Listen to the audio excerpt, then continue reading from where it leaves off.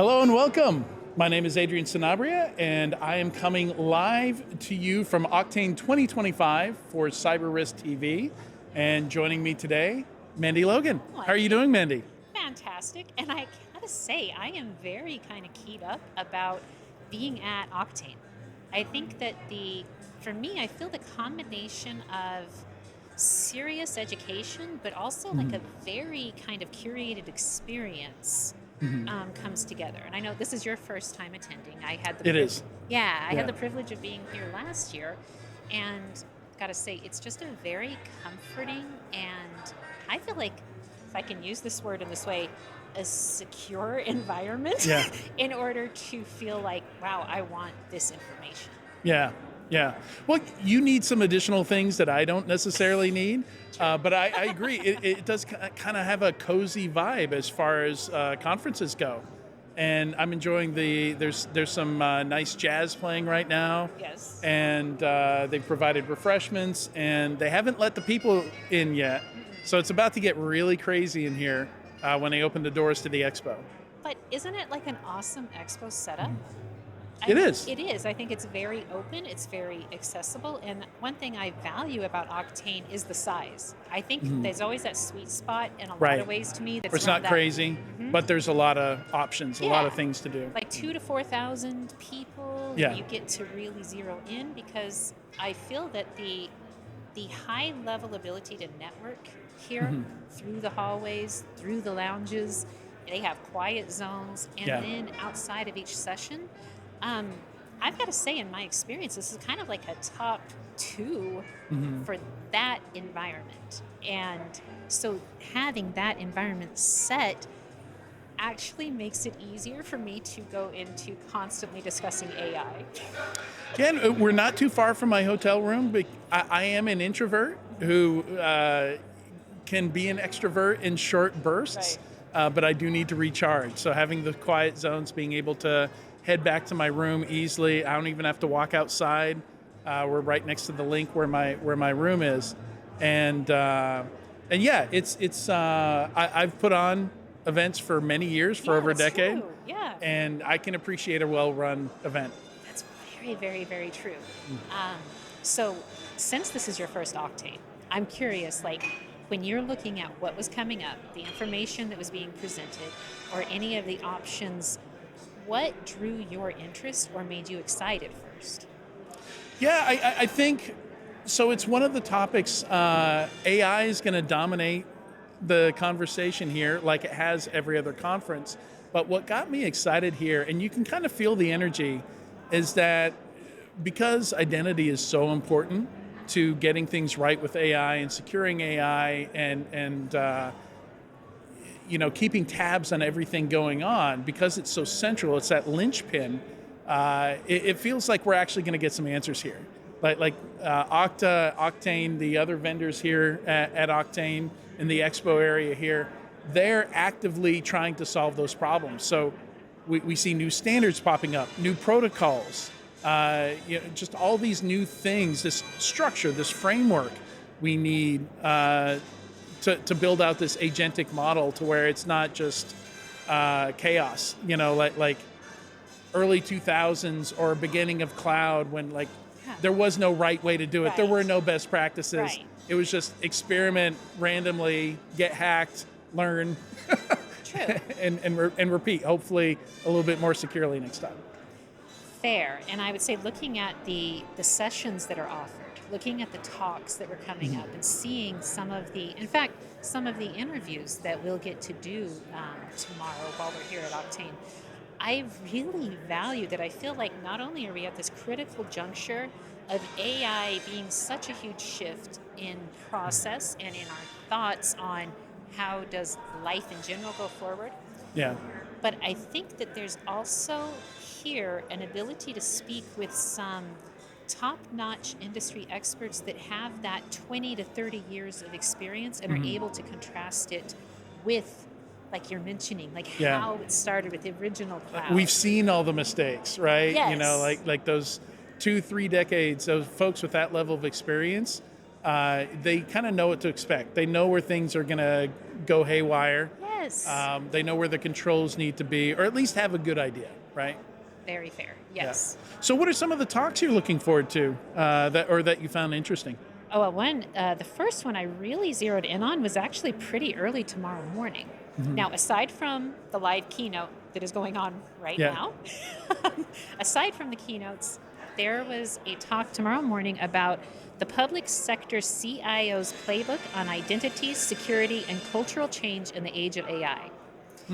And I like that idea of diving into anything related to critical infrastructure or anything related to public sector items that sometimes are away from massive corporate ideology because there's so much goodness in the practitioners in those areas. So I thought seeing the public sector CIO really discuss what they are doing, how they are transitioning, and the person being interviewed at this fireside chat Yeah. is the New York State Chief Information Officer and the Director of the Office of Information Technology Services for the entire state of New York. Yeah. I'm like, okay, Yeah. that to me sounds like a very nice mix of getting the high-level executive information that we need, but also I love being able to switch it over to the in-the-trenches practitioners as much as possible. Yeah. That's one thing that I'm drawn to. So that was one talk that I noticed for kind of starting out tomorrow morning. Yeah, and the challenges are different at the state, city government level. They don't have typically as much budget to play with Exactly. as many people. They approach things a little bit differently. They have longer visions, right? Right. The state of New York's not going to go out of business. So very long-term visions when they think about implementing technologies. They think about tech debt down the road. They think about they need things that are going to last, solutions that are going to last long term. Yeah. Yes. So we do have a ton of announcements coming out tomorrow. We can't talk about them yet, but I believe it's the embargo lifts at 8 a.m. So you should be seeing a lot of emails from Okta related to Oktane, and there's going to be a bunch of keynotes with these different announcements, new products, new enhancements to products, even new protocols and standards. True. All kinds of new stuff at all different levels. And I think because we got to see information that isn't released yet, I also like seeing the training and the even the keynotes that are on the actual releases.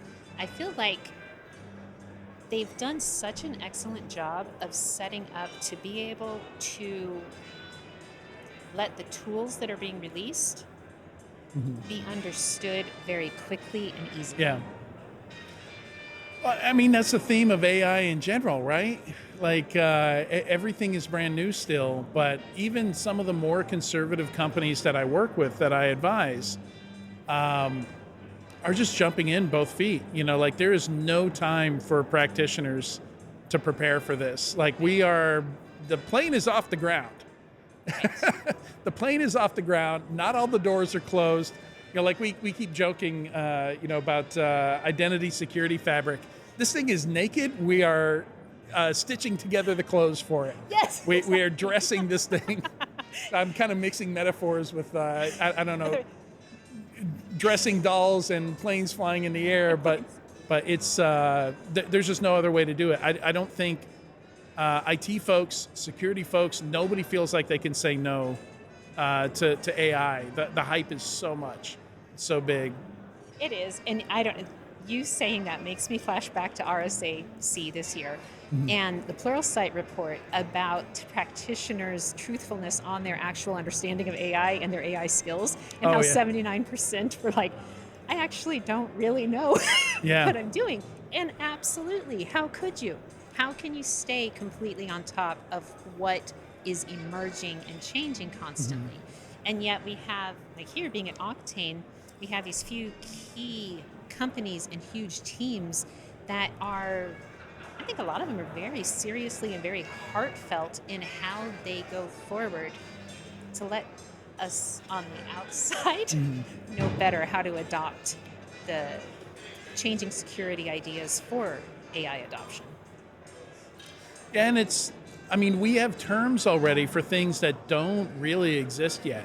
Like the idea of true agentic, in that, like, we have agents doing stuff while we sleep, or agents talking to other agents and making decisions while we sleep. We're not there yet, or at least, the vast majority, 99.99% of companies out there aren't allowing AI to do stuff without a human in the loop while people are sleeping. But we're assuming it's getting there, and that's the framework that we're building for to get to that point. So maybe we are a little bit in front of it. Maybe it's not entirely, out of control just yet. Well, and it's funny because we also get access to people who are at the forefront of it. Like you mentioning that makes me think of an interview we have scheduled for tomorrow with Heather. I'm so sorry, her name is Kylon, I think. I forgot right now. Please forgive me.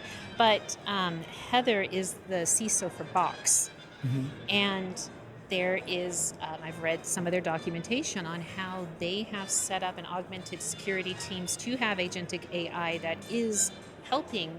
And I'm so curious to find out, what has it found that the traditional stack hasn't? Yeah.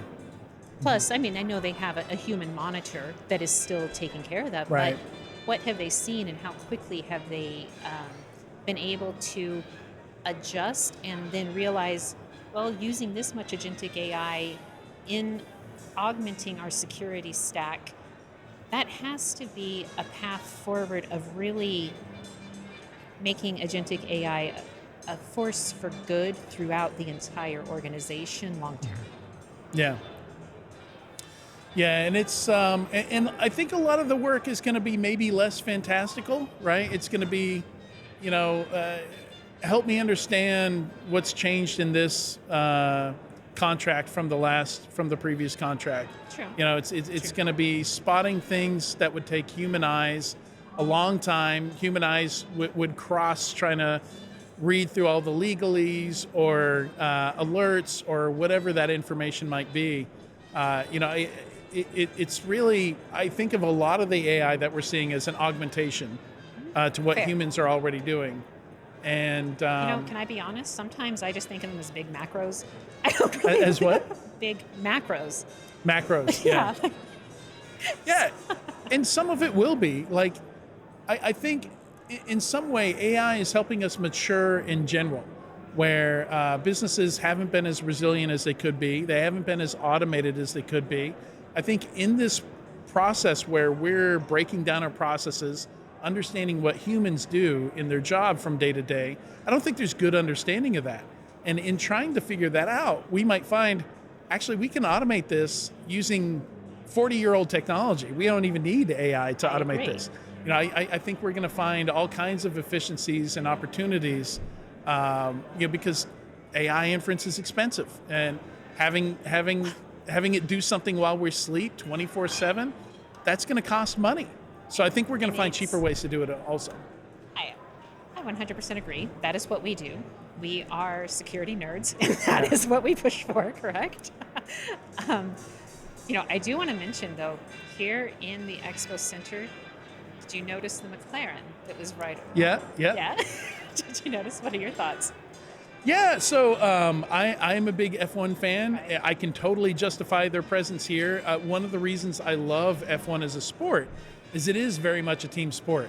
So sure, every team has two drivers, and those drivers can't afford to make mistakes, but they can't win a race if their car breaks halfway through it, right? That has to be resilient. Like you really need every person designing each part, building each part at the factory, testing it to its breaking point to make sure it's strong enough, but also as light as possible. They in a very extreme sense, they kind of pattern the kinds of things that we need to do in enterprises. But because it's competitive, because every team builds their own car, there are other racing series where you just take a car off the shelf and you set it up how you need it. Somebody else builds the car. Correct. But in F1, everybody's building their car from scratch. Sure, they're not building the seatbelts from scratch or the tires from scratch. They have suppliers for that stuff. But the body of it, There's all kinds of places they can mess up and that thing can fall apart while it's driving down the road. And we see that happen. And you kind of get a sense for, this one F1 team, everybody's operating on all cylinders. The driver's great. The car is not falling apart. Correct. The car is fast. The pit crew is really quick changing all the tires. Like, everybody who has a part to do is really doing their part. And it's exposed. Everybody can see it. I think if enterprises were that exposed and how good their efficiency and performance was, maybe they would be a lot better, a lot more efficient. Okay, am I reaching here, or does that go along with the idea of why we enjoy open source? Yeah. Well, open source software stands up a lot better. Like, you can't fake it. Exactly. There's no amount of marketing that can fake it when you can just go to GitHub, grab it, and it's either going to work or not work. It's either going to have good documentation or not. And I think that's one of the reasons AI has really taken off, is because there's so much open out there. Like, you don't have to spend a dime. You can go grab open models. You can go to Hugging Face. You can grab all these open, free LLM tools, and you can just build it yourself. And that's why it's moving so fast. It is. All right, that's all we have for the intro today. We've got some interviews coming to you very soon. Mandy's going to be interviewing some folks tonight, and then we've got a lot more going on tomorrow. We'll have an intro tomorrow morning, a lot more interviews tomorrow, and I'll also be doing Enterprise Security Weekly live here from the event, and Mandy will be joining me. And looking forward to that. I know, I am so excited for that. And I want to say, because I don't know if I mentioned it, but I mentioned the certifications that are going on and the other items that are available while here at Oktane. I feel like it bodes well for those who are either, if they're here presently, they won't be seeing us this moment, right? Mm-hmm. But for those who are joining us virtually, I really want to take that moment to encourage that get your companies to bring you here next year. And until you are here next year, then I want the audience to know that they can enjoy this experience along with us and along with Okta as much as possible virtually, and I highly recommend it. Yeah, I like that. It's something that stuck around with us from the pandemic, yes. That some conferences just decided to keep. Yes. Yeah, it's very cool. All right, that's all from us today. We're going to wrap right now, and we'll be, stay tuned. We'll be back with an interview shortly.